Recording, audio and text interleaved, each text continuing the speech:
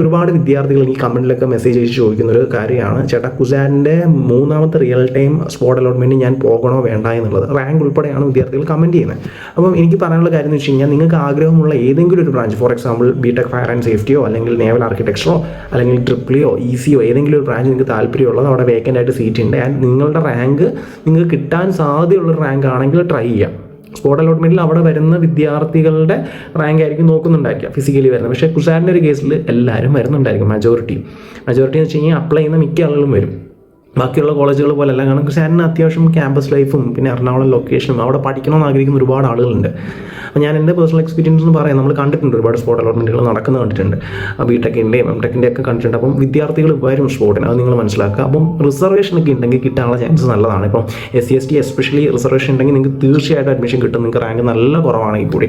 പിന്നെ EWS കാറ്റഗറിയിലുള്ള വിദ്യാർത്ഥികൾക്കും അത്യാവശ്യം ചാൻസ് ഉണ്ട് കിട്ടാൻ വേണ്ടിയിട്ട്. അപ്പം ഇങ്ങനെയൊക്കെയുള്ള വിദ്യാർത്ഥികൾ ജനറൽ കാറ്റഗറി ആണെങ്കിൽ നിങ്ങൾക്ക് ഒരുപാട് 10,000 ആണ് നിങ്ങളുടെ റാങ്ക് ആൻഡ് നിങ്ങൾ ടാർഗറ്റ് ചെയ്യുന്നത് കുസാറ്റിൻ്റെ മെയിൻ ക്യാമ്പസിലൊരു സ്പോട്ട് ആണെങ്കിൽ ഇച്ചിരി ടഫാണെന്ന് ഞാൻ പറയുള്ളൂ. കിട്ടില്ലെന്ന് ഞാൻ പറയുന്നില്ല, പക്ഷേ എങ്കിലും ടഫാണ്.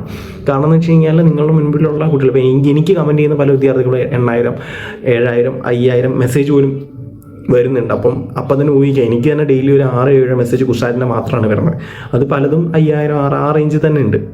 അപ്പോൾ കോമ്പറ്റീഷൻ ഉണ്ട്. സോ അത് നിങ്ങൾ മനസ്സിലാക്കുക. നിങ്ങൾക്ക് റിസർവേഷൻ ഉണ്ടെങ്കിൽ നിങ്ങൾക്ക് തീർച്ചയായും ട്രൈ ഔട്ട് ചെയ്യാം.